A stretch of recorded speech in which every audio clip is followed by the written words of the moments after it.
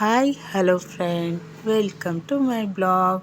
ಈ ದಿನ ಏನೆಲ್ಲ ಆಯಿತು, ಇವತ್ತು ಟಿಫನ್ಗೆ ನಾನು ಪಾಲಕ್ ಪನ್ನೀರ್ ಮಾಡಿದ್ದೆ. ಒಂದು ಕಟ್ ಪಾಲಕ್ ತೊಗೊಂಡಿದ್ದೀನಿ, ಅದನ್ನು ಬಿಡಿಸಿ ಬೇಯಿಸಿ ನೆಕ್ಸ್ಟ್ ಅದಕ್ಕೆ ಶುಂಠಿ ಬೆಳ್ಳುಳ್ಳಿ ಹಸಿಮೆಣ್ಸಿನ್ಕಾಯಿ ಹಾಕಿ ಮಿಕ್ಸಿಗೆ ಹಾಕ್ತಾಯಿದ್ದೀನಿ.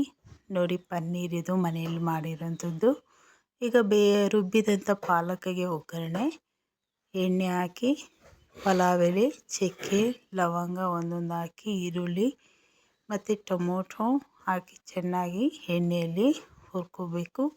ನೆಕ್ಸ್ಟ್ ರುಬ್ಬಿರೋ ಮಿಶ್ರಣ ಅದರಲ್ಲಿ ಹಾಕ್ಬಿಟ್ಟು ಚೆನ್ನಾಗಿ ಕುದಿ ಬರುವ ರೀತಿಯಲ್ಲಿ ಕಾಯಿಸಬೇಕು. ಉಪ್ಪು ರುಚಿಗೆ ತಕ್ಕಷ್ಟು ಹಾಕಿ, ಬೇಕು ಅಂದರೆ ಖಾರವನ್ನು ಸಹ ನೀವು ಸೇರಿಸ್ಕೋಬೋದು. ನೆಕ್ಸ್ಟು ಒಂದು ಹೆಂಚಿಟ್ಕೊಂಡು ಆ ಹೆಂಚು ಮೇಲೆ ಪನ್ನೀರ್ ಹಾಕ್ತಾಯಿದ್ದೀನಿ. ನೋಡಿ, ಪನ್ನೀರನ್ನು ಚೆನ್ನಾಗಿ ಸ್ವಲ್ಪ ಹುರ್ಕೋಬೇಕು.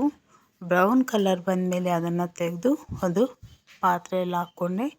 ಇಲ್ಲಿ ಕುದ್ದಿರೋವಂಥ ಒಂದು ಚೆನ್ನಾಗಿ ಪಾಲಕನ್ನು ಅದರೊಳಗಡೆ ಈ ಪನ್ನೀರನ್ನ ಸೇರಿಸ್ಕೊಂಡ್ರೆ ಒಂದು 10 ನಿಮಿಷ ಬಿಡಬೇಕು. ನೆಕ್ಸ್ಟ್ ಪಾಲಕ್ ಪನ್ನೀರ್ ರೆಡಿ ಆಯಿತು.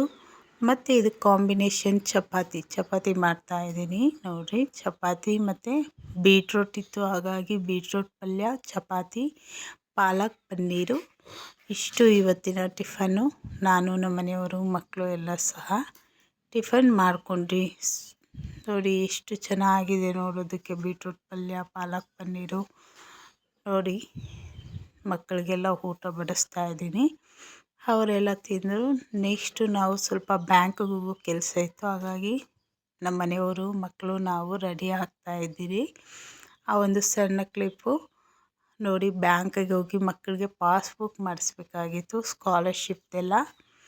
ಹಾಗಾಗಿ ನಾವು ರೆಡಿಯಾಗಿ ಇನ್ನೇನು ಸ್ಕೂಲ್ ಸ್ಟಾರ್ಟ್ ಆಗ್ತಿದೆಯಲ್ಲ, ಅದಕ್ಕೆ ಅದನ್ನು ಮಾಡಿಸೋದಕ್ಕೆ ಹೋಗಿದ್ರಿ.